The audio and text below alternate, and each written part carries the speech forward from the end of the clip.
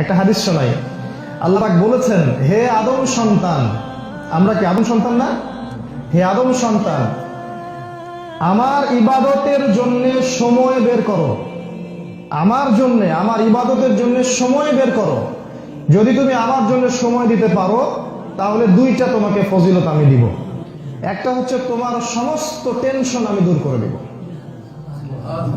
Tension বলে কিছু আপনার থাকবে না, এবং তোমার সমস্ত দারিদ্রতা আমি ঘুচিয়ে দিব ইনশাআল্লাহ।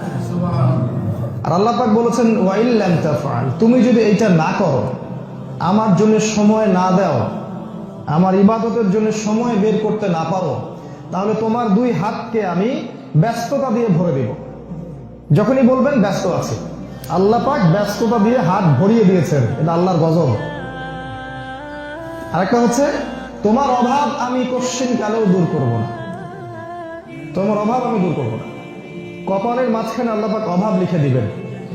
টাকা থাকতে পারে 1 কোটি, 2 কোটি, 3 কোটি, 10 কোটি, অভাব দূর হবে না।